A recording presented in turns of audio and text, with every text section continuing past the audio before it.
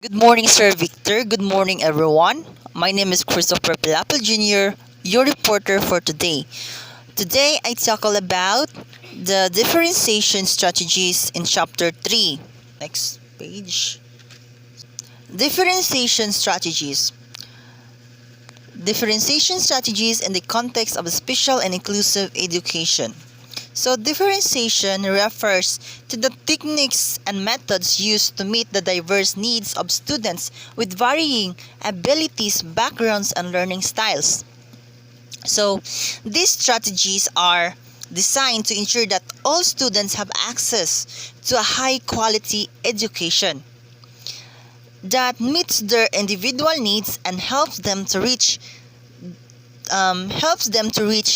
their potential their poten- their I mean to reach their full potential. These strategies involve tailoring instruction, materials, and support to the diverse needs of students and emphasizing accessibility, collaboration, and personalization. Okay. So differentiation strategies has the four contexts, which is the content, process, product, and learning environment. But first, let's talk about first things first, let's talk about content. So, the content is where what is taught, what is learned. So, yeah. Content, as you already know, that fundamental lessons content should cover the standards of learning set by the school district or state educational standards. But some students in your class may be completely unfamiliar the concepts in a lesson. Some students may have partial mastery, and some students may already be familiar with the content before the lesson begins. So, what you could do is differentiate the content by designing activities for groups of students that cover various levels of Bloom's taxonomy. So Bloom's taxonomy, let's unlock this word. Bloom's taxonomy. It is a classification of levels of intellectual behavior going from lower order thinking skills to higher order thinking skills. So there are 6 levels. The 6 levels are remembering, understanding, applying, analyzing, evaluating, and creating. So, yes, students who are unfamiliar with a lesson could could be required to complete tasks on the lower levels, which is the remembering and understanding.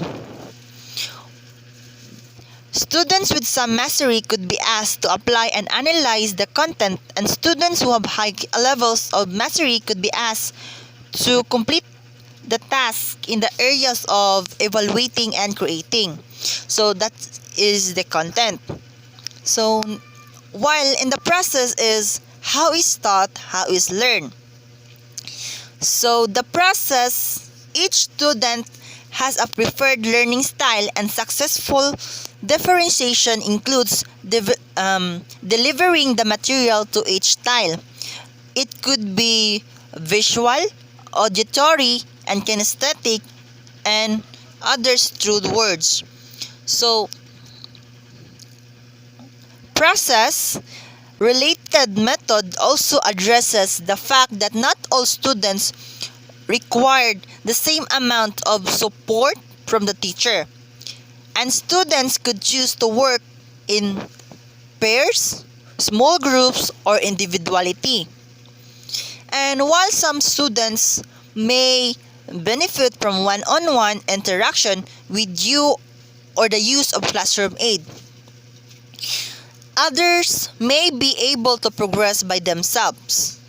Teachers can enhance student learning by offering support based on the individual needs. So that's the process. While in the product is how is it assessed or how learning demonstrate. So Product is what the students creates at the end of the lesson to demonstrate the mastery of the content. So, this can be in form of tests, projects, reports, or other activities. Yeah. You could assign students to complete activities that shows mastery of an educational concept. In a way, the students prefers based on learning styles. So, lastly is the learning environment. The learning environment is how is the classroom arranged. So, the conditions of optimal learning include both physical and psychological elements. A flexible classroom layout is a key. Remember that. A flexible classroom layout is a key. Again, a flexible classroom layout is a key. It's okay. Incorporating various types of furniture and arrangements to support both individual and group work. Psychologically speaking, teachers should use classroom management techniques that supports a safe and supportive learning environment. That's all. So, next page, please. Next, how is the classroom managed during differentiate learning? How is the classroom managed during differentiate learning? So, structure the classroom by establishing routines during differentiation learning activities. How is the classroom managed during differentiated learning? Number 1, explain the reason for differentiation. So, explain to the students the reason for differentiation. You need to explain to the students the reason for differentiation and make sure that this is understood by all. You get it? Okay. Next, the use of anchor activities. Anchor activities where students can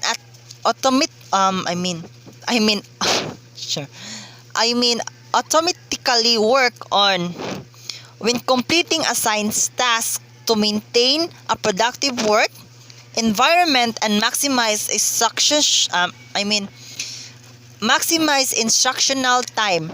So the examples of the anchor is reading a book, journal writing based on a prompt, skills practice, and use manipulative objects. Third, assign rules during small group activities instruction. Yes. To ensure accountability and positive learning environment, these are the suggested group rules. 1. Facilitator. B. You could be the recorder. Or C. Summarizer or the timekeeper. 4. The presenter. And lastly, the errand monitor. So, again, older learners and their teacher may decide on other rules. Learners should have the opportunity to assume each of the rules. As a student, you should have one rules in an activity that your teachers taught you or taught us, like that. 4th, they implement routines for collaborative work. 1. Establish working groups by interest and readiness. B. Have plan for quick finishers. And lastly, have a plan for when to ask for a help. Remember that. So remember the four management during the differentiated learning, which is the explain the reason for differentiation. Second, the use of anchor activities. And third, assign rules during small group activities instruction. And fourth, implement routines for collaborative work. So, next page. So, anchor activities options for secondary students. Examples: journals or learning logs, project extension, independent reading, lab work, related course readings with questions for extension activities, test prep or practice tests, reviews for ACT or SAT, project interests, learning packets, independent studies, excuse me, learning packets, independent studies, computer skills, web quests, or telecollaborative projects. That's the examples of the anchor activities for a secondary students. Next, the anchor activities options for upper and middle school students, which is the elementary. So, example, work on your book report selection, read quietly until time is called. If you have already finished your book, then work on your review. Consult the handbook for guidelines. Second, complete one of the 3 journal prompts provided. And next, select learning interest packet from the anchor option, file box. Select at least one area of test prep practice you believe you need to review. And lastly, work on your orbital or independent project. So that's the examples of anchor activity for the elementary students. So any questions, clarifications, or others? Okay, thank you. That's all for my topic.